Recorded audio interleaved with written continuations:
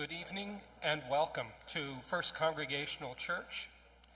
We want to give you an especially warm welcome because this is the very first concert that we have held in the sanctuary since the beginning of the pandemic. So you are here at an inaugural event, at a time when we are striving to return to normal, to regather our lives. And it is, I think, fitting that for this first concert we have Edwin Taylor and Faith Ferry, who have served this congregation faithfully for almost 2 decades, and whose music has resounded in these rafters and still does. We are still living in a time of pandemic, and we do want you to know that we are doing things to ensure your safety. We have a UVC light system that is part of our fans. That's why the fans are on.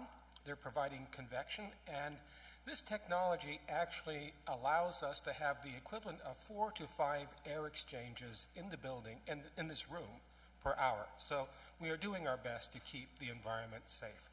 Nevertheless, masking is part of our life these days, and we do have some protocols. We do require masks when children are present, when we are singing together, and there will be opportunities to do that later in this program. And if you are not vaccinated. When those 3 conditions are not there, if you are vaccinated, we do still highly recommend that you continue to mask.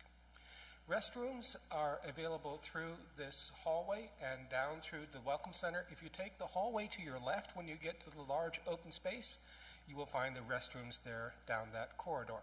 Additionally, we do have a restroom that is in the bell tower. It is unisex, but please do be mindful as you move around while the music is going on. I know that Edwin is enjoying this great Love Fest, meeting all of you again. There will be opportunity, excuse me, in Lund Hall after the program.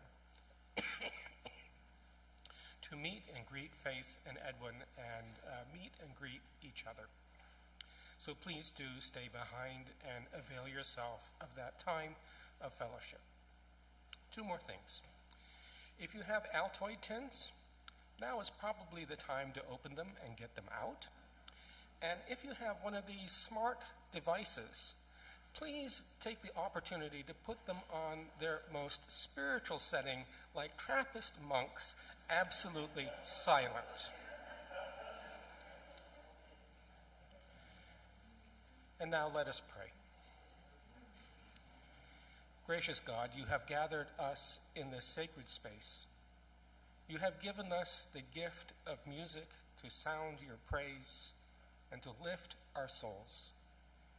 May the music offered tonight transcend us beyond our normal everyday lives to see something greater, to give us something to aspire to lift ourselves out of the numbness that we feel over the past 18 months, to offer you our praise and thanksgiving. Gracious God, may your Spirit dwell richly here, and may we be your joyful people. This we ask through Christ our Lord. Amen. And without further ado, Faith and Edwin.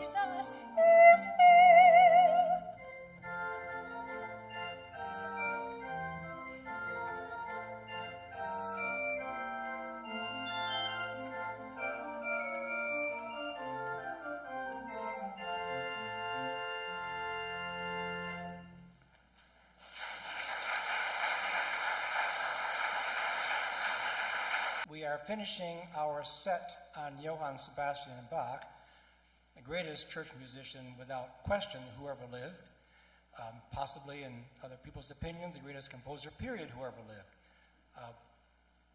This next piece is a piece that I was very privileged to see Virgil Fox play several times. When I was a little kid, my parents took my sister and me to see Virgil Fox several times. I probably have seen him 6 or 7 times in my life back in the 60s and 70s. He would play this piece. There is a score to this piece I've heard, but I've never seen it. So if you are an organist and know the score very well, and I'm not playing it exactly the way it says in the page, I'm playing it the way I heard Virgil Fox play it, or the way I think I heard him play it.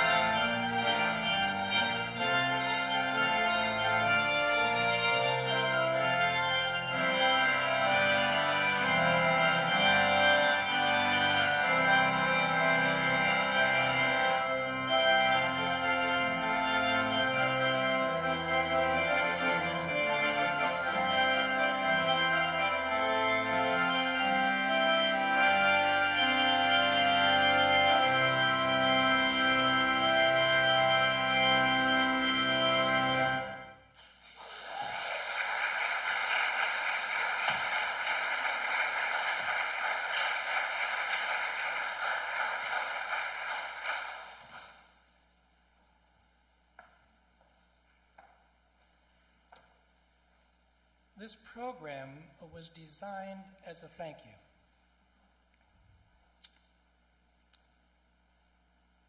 I had a 7th grade teacher one time who, as I approached her desk as this little diminutive 7th grader, rather shy, and she'd given me an assignment. I didn't understand the assignment. So I had the textbook in my hand, and I sheepishly approached her desk. And I said, Miss Myers, do we have to, and I got about that far in my sentence. Now, Miss Myers was not known for making funnies. She had zero sense of humor. She put her hand on my shoulder and say, oh, my dear Eddie, all you have to do in life is live and die and pay taxes. Well, that's true. And when I finally realized, which was obviously a number of years later, how true that was. I've spent my life doing what I get to do.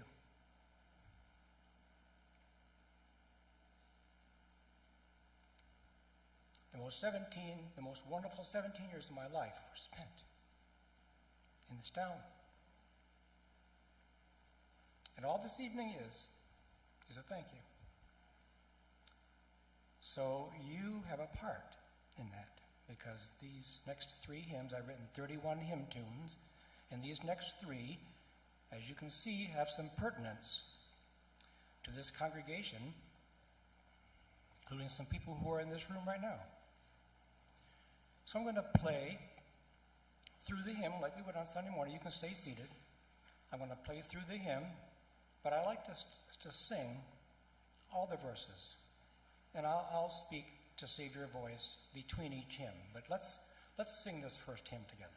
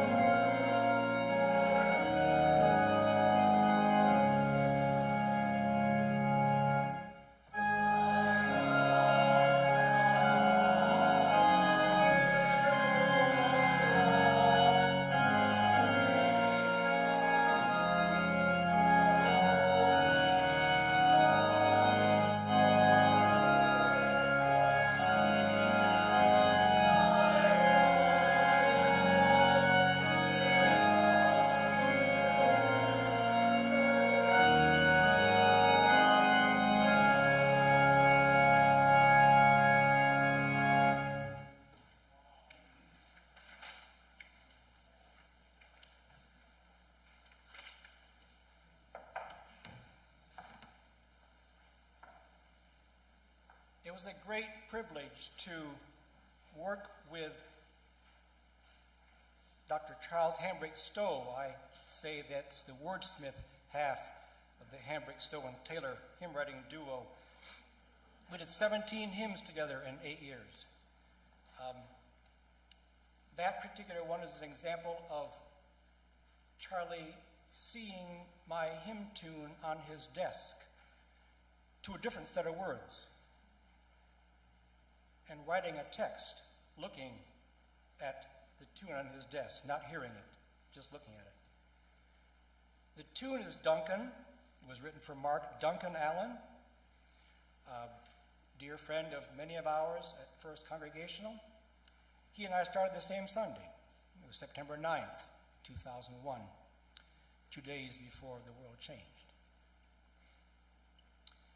So I wrote this tune to thank Mark in 2006, but 3 years later, Charlie was looking at the tune and wrote these words.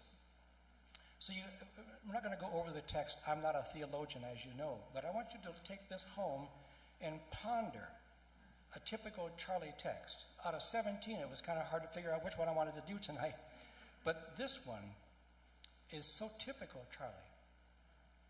The inside verses are the nitty-gritty, and the outside verses are the reassurance. And when you go home, look at the first verse and the last verse again. They are exactly word for word the same, but the punctuation has changed, and it totally changes the meaning of that hymn. So that's for you to look at home. But now let's turn to Beaver Island. Beaver Island was written for dear friends of Faith's and mine who are sitting right back there.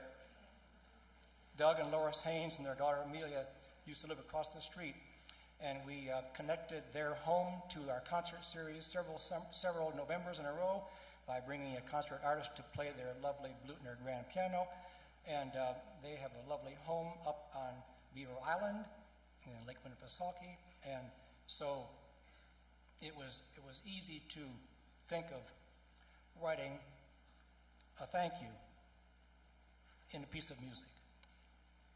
And I tell you these things because you have a hymn book in front. There's 2 hymn books in this church. There's about 1,300 hymns in front of you, and I don't think most of us know the stories about any of them. But they're stories because they're written by people. And the tune is named by the composer of the music, and the title of the hymn is named by the author of the words.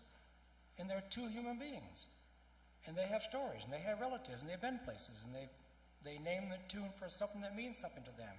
So now you know that Duncan was named for Mark Duncan Allen, and many of you know Mark Allen. And this tune is named Beaver Island for our friends the Haynes on Beaver Island. The tune did not exist to a text for a short time, very short time, obviously from August to October.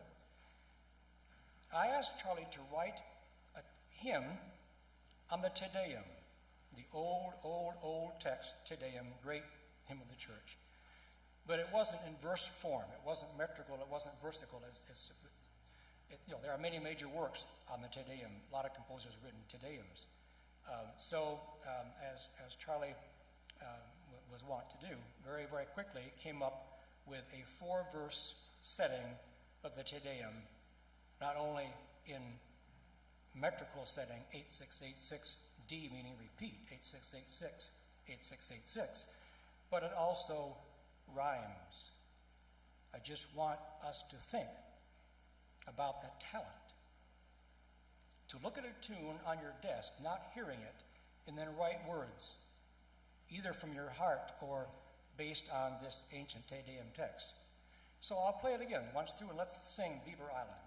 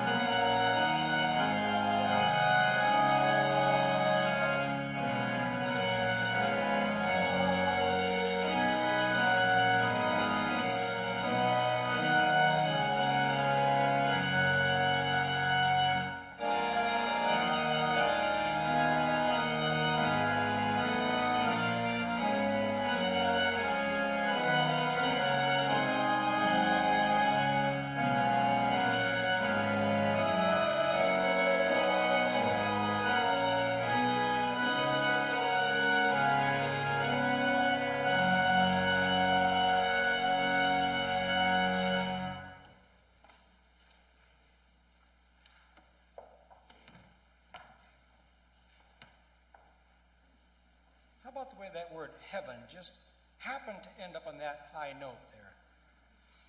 Those are not happenstances. Don't go to the next hymn just yet. You need to see a little bit of the math that goes into at least my composing. The first phrase, the highest note on the word praise, let's look at the first verse. The first verse, the word praise is the highest note, right? That's a C flat. The next phrase, I can almost guarantee, will be one note higher. That's the way I write. So the next phrase, in the same exact spot, the syllable last, or everlasting, is a D flat, correct? So that's one note higher than a C flat. Then the last phrase of the hymn at the exact same spot again, now the syllable bim of cherubim is the highest note, and it's an E flat, one step higher. Most every one of my tunes has that piece of math in it, so that the climax of the hymn does not occur before the end of the hymn. So we'll look at West Lane. To your right is West Lane. Most of you know and are very fond of our dear friend. We call her Deanie. Her name is Vidina Marna McGahey.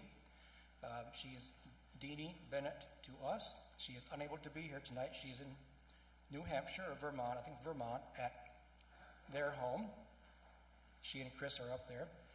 She wrote this text in 2007, and this time the text came first. I did not write the tune until I saw the text. There's probably some math in here. I do see some notes that are higher.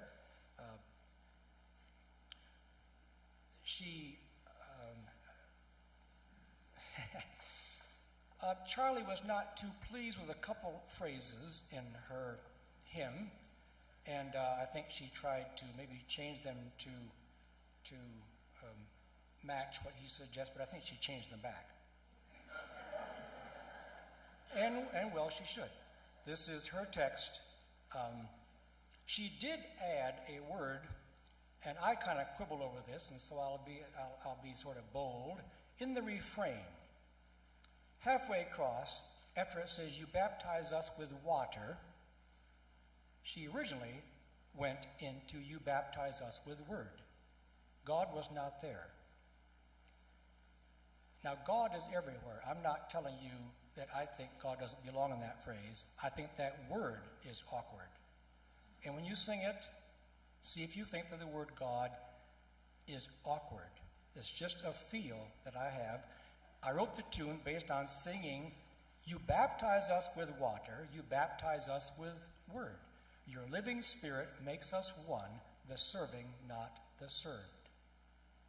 It seems to me flow better that way. I would have written the tune differently if God were in there from the beginning, but she added that later, and she wanted me to put that in the text. So I did, because she's the author.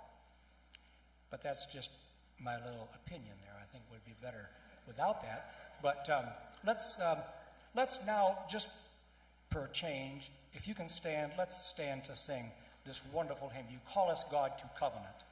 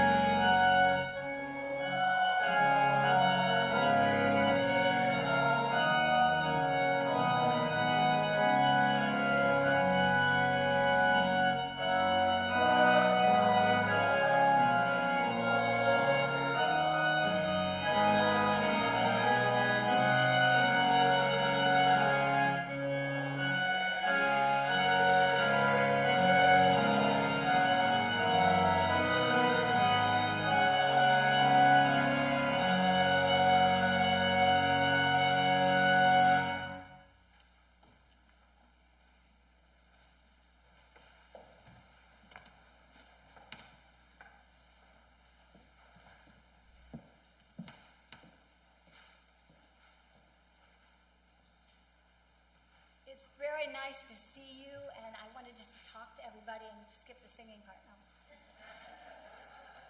So, something that I don't think most of you know is that Edwin and I have been married 25 years, which means most of them were right here. We were married not too many years before we moved here, so this was like, our special home, our honeymoon home, our space. We came up here right when my third child started college. So when you first met us, there was 3 in college, and that's where we were. At least that's where I was. Edwin now is Grandpa Taylor, and without the children in between, it's kind of hard to jump straight to Grandpa. But if any of you are Grandma, that's kind of cool, because you don't have the, all the tense part. You just get the good part. This next set of songs I'll sing for you was actually brought to us. The first 2 were brought to us by Lisa Murray. Anybody remember Lisa Murray was here? And she handed the music to Edwin, and he was like, "Oh, well, this is different." And they're kind of fun. And he's not making mistakes. It actually says that on the page sometimes. There's some really interesting chords. I'm the one that makes the mistakes.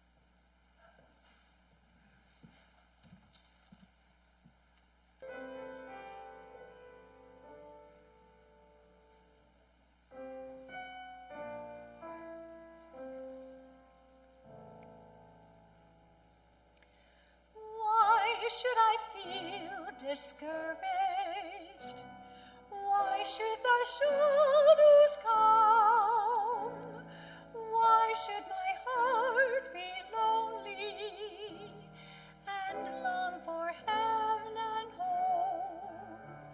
When Jesus is my portion, my constant friend is He. His eyes on the sparrow, and I know He watches me. His eyes on the sparrow, and I know He watches me.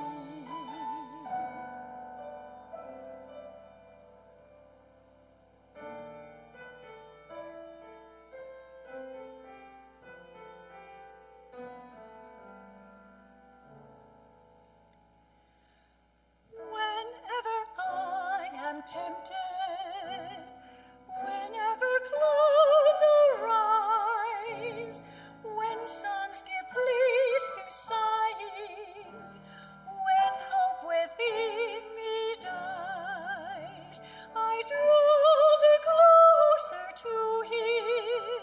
From care He sets me free. His eyes on the sparrow, and I know He cares for me. His eyes on the sparrow, and I know He watches me. I sing because I'm happy. I sing because I'm free. For His eyes on the sparrow, and I know He watches me. I sing because I'm happy. I sing because I'm free. For His eyes on the sparrow, and I know He watches me.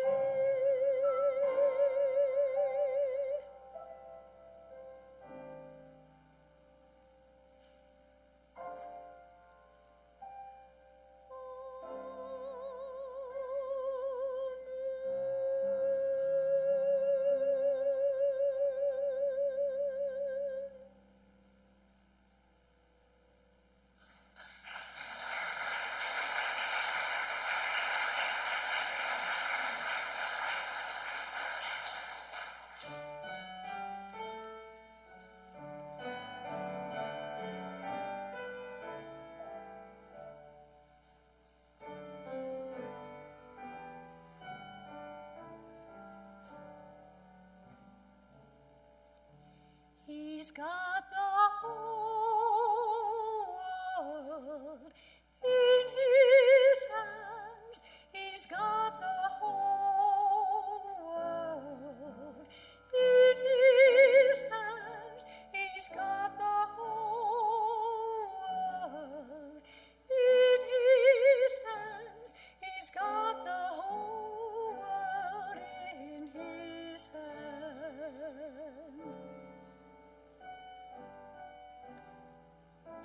He's got the woods and the waters in his hands. He's got the woods and the waters in his hands. He's got the sun and the moon now in his hand. He's got the whole world in his hand.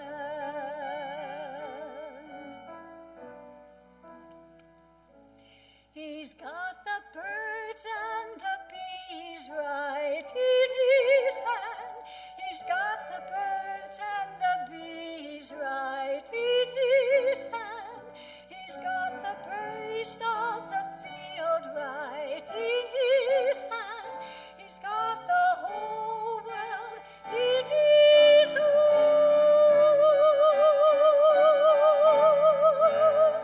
He's got young bears in his hand. He's got young bears in his hand.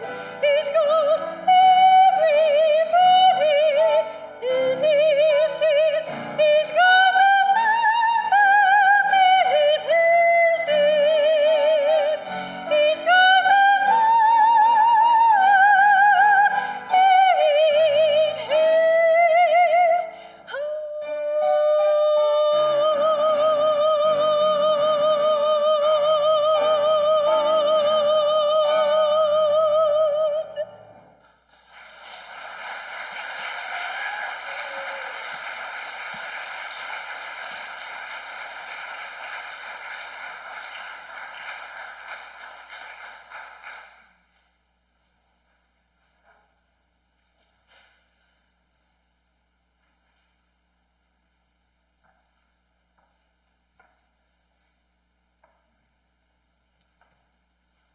Many of you will recall when we invited a very, very dear friend of ours, Gigi Van Dyke,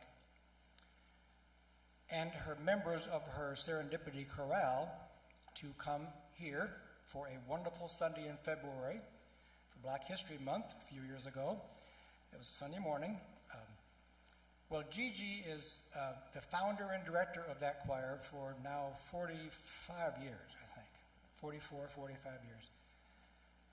She was wanting to be here tonight. She's not extremely healthy at the moment, so we'd ask your prayers for Gigi. This last summer, I thought it time to write a new rag. I've written, I think, 16 rags, and it was time for a new one. And so there are 17 rags, but 14 of them are in what you call ABA form, like you'll hear my songs at home. There's a section at the beginning, then a different section, then it ends with the same music. That is a very comforting architecture for music. If you like what you heard, of course, if you don't like it, that's too bad. But if you like what you heard at the beginning, you're going to hear it again at the end, so you can go home humming that tune. And I do like to write melody, so that's why we're doing some songs at home tonight. But this rag, I've played a game with people before. I just did the other day at the Haynes home, and they got it. It is a little bit of a game. We're not going to go into the whole game now, but music has architecture. It's not just sounds until it stops. There's shape. It's a little hard to tell sometimes, and especially some contemporary music, but the composer has in mind, his or her mind, an architecture that he or she is shaping something. Well, Scott Joplin, the ragtime king that lived turn of the 19th to the 20th century, had a form for all his rags. Now we're talking right over here to Henry Williams, my favorite ragtime aficionado, and I should actually, instead of Serendipity Rag, I should actually be playing the Hanky Panky Rag, which I actually wrote for him. I may have to play that for an encore. That is an ABA form. This rag, though, was to copy Joplin's form in a way. Joplin had a form called AA, B, AA, no, sorry, no, I'm wrong already. AA, BB, A, CC, D, D. Meaning you would never hear the A section again after that third time. So there's two A's for Joplin, then two B's, one A, two C's, and two D's. Well, that's four sections, right? A, B, C, and D. So I thought, okay, I need to write, this is back in the 70s, I need to write a rag that has four sections. Mine just kept having three. I need to write a rag that has four sections. So I came up with this novel idea. Should get it published, probably. A, B, C, and D. And I intentionally composed a B section so it ended in the dominant, and it needed to have a modulation back to the A section, and I call that a riff. It's not as long as the A or the other sections, it's just like four measures. So I call that R. R for riff. Now, you might be able to guess the word. You can't pronounce A, A, B, B, A, C, C, D, D very well, but you can pronounce the word that is this rag. This is my third rag of this scope, and it does spell a word. And if you can figure it out, we'll see you afterward.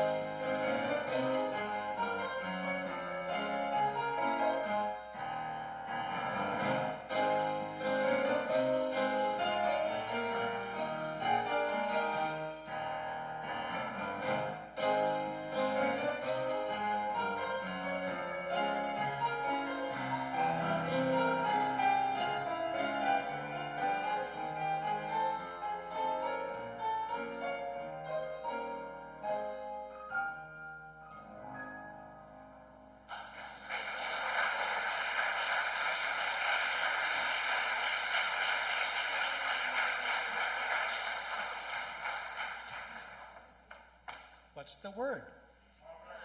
Abracadabra. Abracadabra.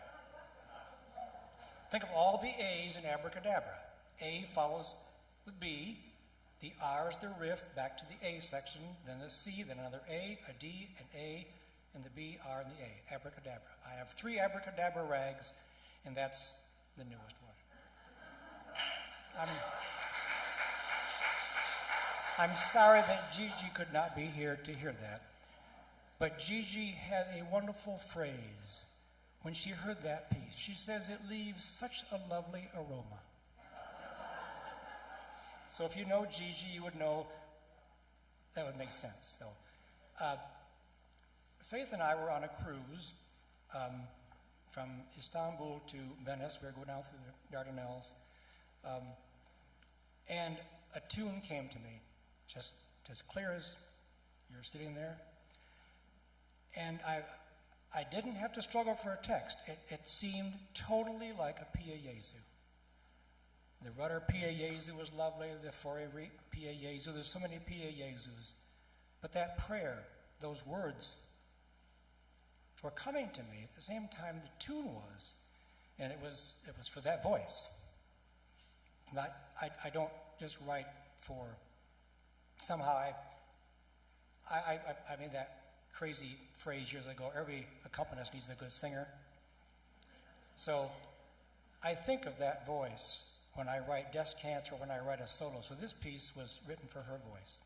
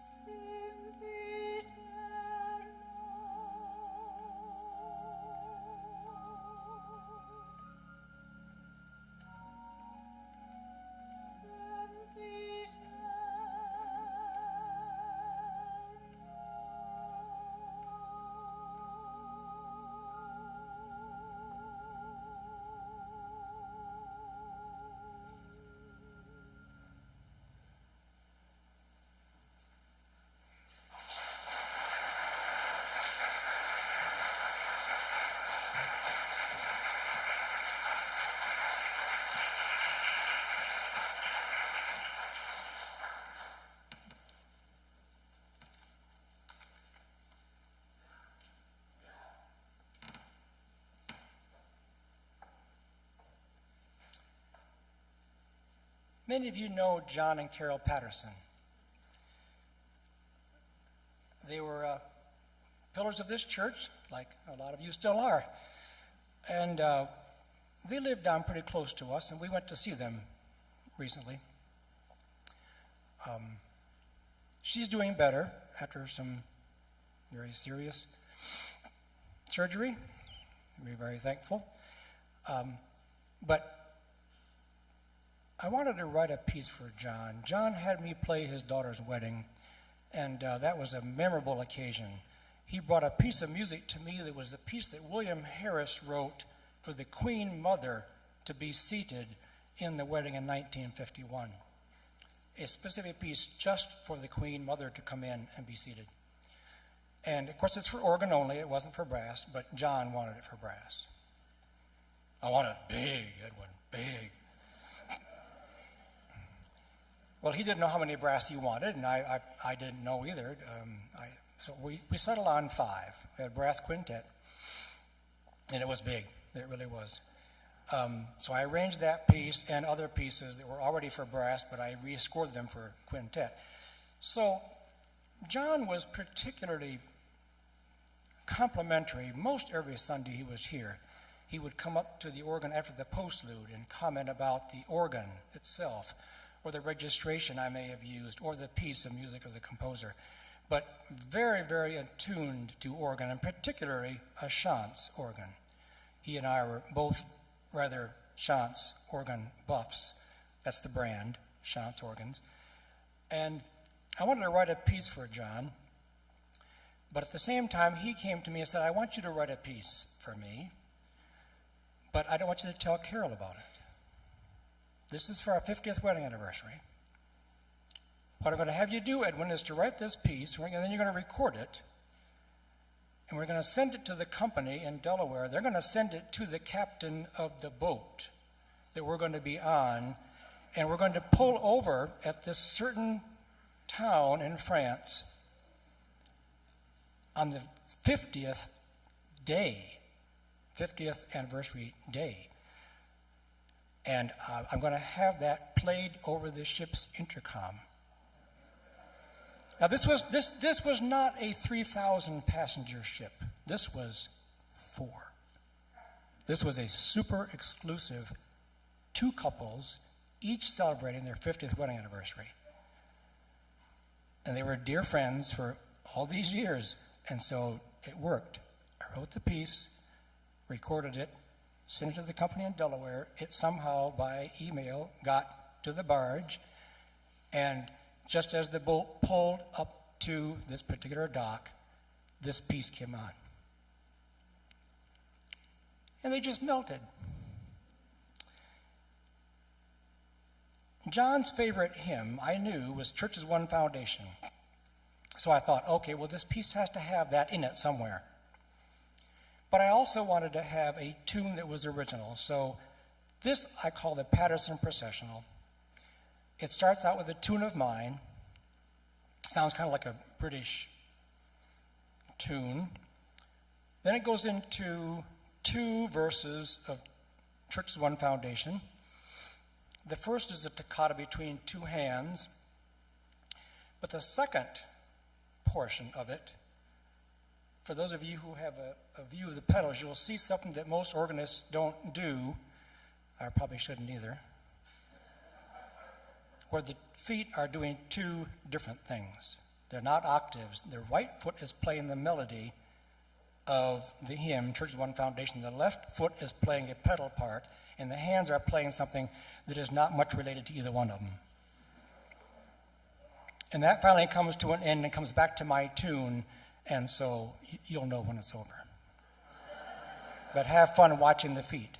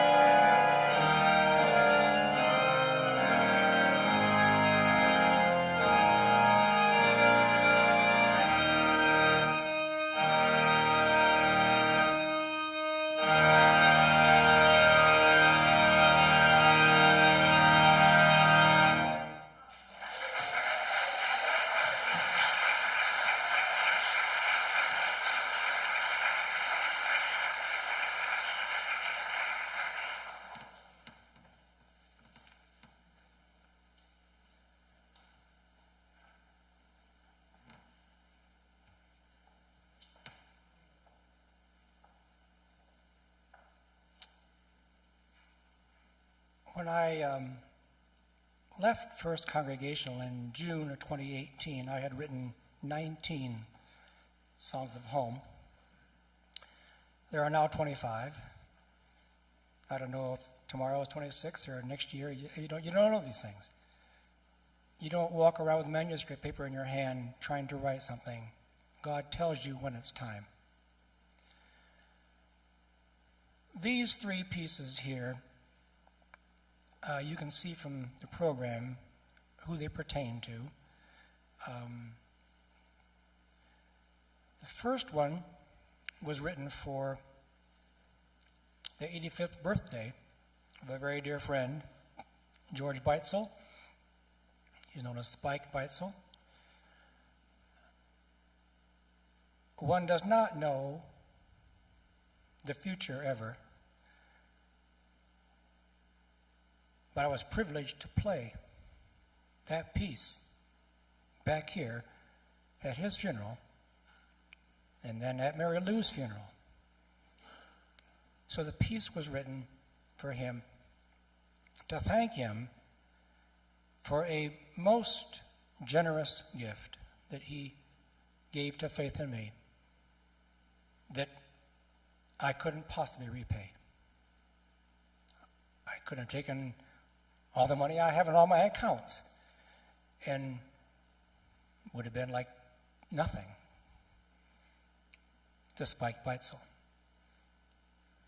He could buy anything he wanted, but he couldn't write a piece.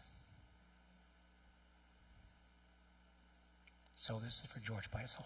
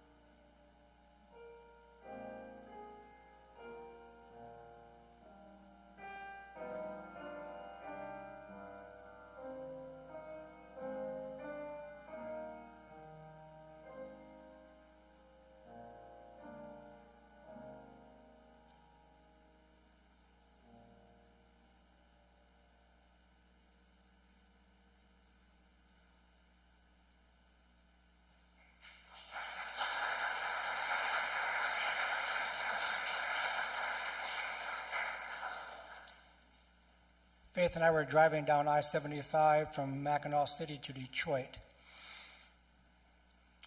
one year. Of course, I'm from Michigan, and I'm rather fond of the Mackinac Bridge, and so on the Labor Day, which is sometimes my birthday, they do close the bridge, not for my birthday. But about 70,000 or 80,000 people walk the bridge. It's quite a walk. And we were driving back from Mackinac City to Detroit to catch a flight back to here. And just driving down the road. Before I thought of a tune, I thought I should really write a piece for Anna Losius. Anna Losius was the chair of the committee that called me here. I have a lot to thank her and the committee for. And just then a tune came to me in A major, not a key that I usually write in. I usually write in flat keys. The more the better. You saw the hymns there. 5 are my favorites. 6 are, I don't like 7 flats, but I like 5 and 6 real well. But now I'm writing an A major in this tune just as clear, and I rehearsed. Well, obviously I was driving the car, so I could not write it down. I rehearsed it in my mind, just kept rehearsing it, and we flew back to here. And so it wasn't until like a day later I could actually play it on a real piano. But this is the song for Anna. And this last Labor Day, when Faith and I came through and gave a gift to the congregation, gave Kathleen Tyson the day off, I played the newer songs, 21 through 25. And Anna came up to me afterwards and said, "Should I play number 15? I thought, okay, well, I got to play 15 tonight then. So this is for Anna Losius. And I must also add, this piano is the exact same piano that was here all the years I was here, but it doesn't sound anything like it did. I sputtered about that piano, suffered with that piano. It was great for ragtime and for jazz, but it was very, very bright. I didn't know what to do, but your Kathleen Tyson knew what to do, knew who to call. And they came and they basically roughed up the hammers who they'd gotten so used to hitting the same exact spot. But they roughed up the hammers. This is a joy to play. Now, you may never get to go home tonight.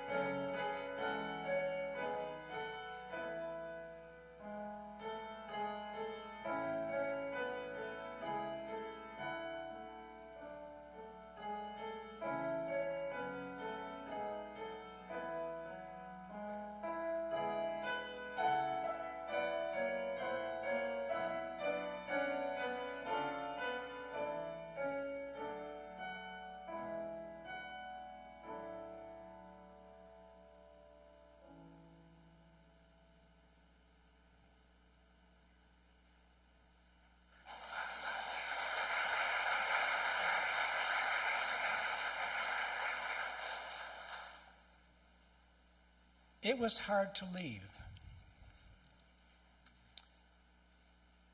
And so in June, I wrote a song, number 19,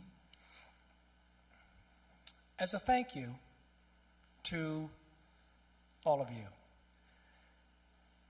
It was only played once. It was on my last Sunday. I guess it's on that CD, but I just want to play it again tonight. There's a lot of new ones, like I said, from 21 through 25, and they're all lovely, and most all of them are for a certain person or in memory of a certain person. This one is just a thank you. It sort of says goodbye, but I'm not thinking of goodbye tonight. I'm just thinking of thank you for the privilege, the absolute privilege of getting to do what I love more than anything else in the world, and do it with all of you. This is for you.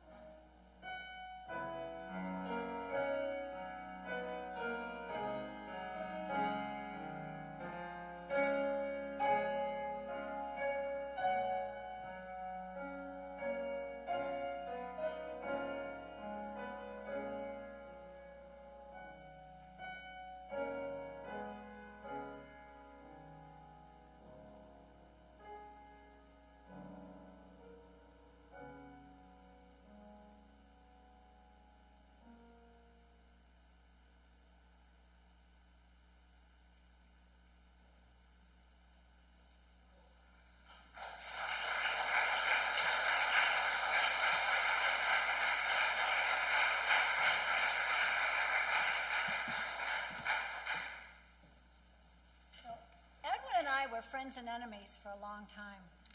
He was the music director, and I was happily married, and then my husband died of cancer. And God said, you got some other work you got to do around here. And so he sent this guy, and I already knew him, and I knew how things were supposed to be, and so did he. So that was a bit of a problem for a while. It continued after some beautiful music and little change of mind. We got married, and it's been beautiful. The call of home, though, I wasn't around for 1, 2, 3, 4, 5. Where did I show up? Number 7, 8? Okay, 6. Shows you how much I know. And I kept saying, there's such lovely tunes. They need words. No, they never need words. because they're the song, they're you know, if you put words to them, then they would say one thing and they wouldn't mean everything. And you can see how long I complained from number 6 until almost number 19. I tried to get words. Finally, he agreed with me that maybe words would be a good idea. Charlie was out of town, and Charlie was the word person, so we sent him an email and say, Charlie, I finally agreed. Can you write words? Just something, anything, quick. And these are the words that Charlie wrote, something, anything. And then he came back and said, it will fit this number or this one, and we just put it to 13. So would you please sing with me? Because, you know, this is the call of home.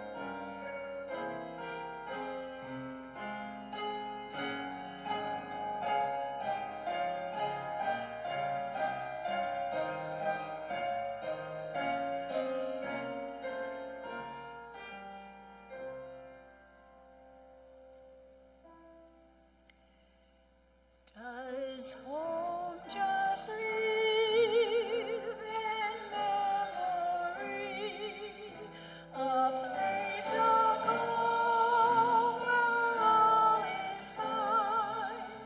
Is home a mist or fantasy, a distant dream dwells in my mind? The call of home, the call of home. How do I find the pathway home?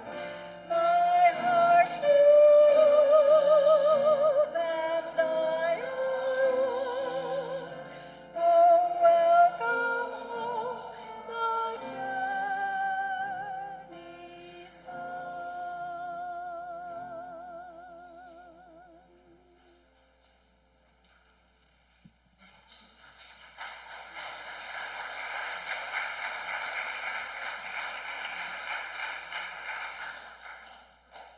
I'm going to say thank you to James Watson, Kathleen Tyson, the staff of this church, their friends, and friends a long time.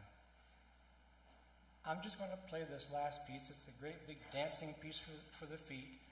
It's a piece that I seem to have been asked to play pretty often here, so I assumed you wouldn't mind hearing it one more time. I'll see you at the reception.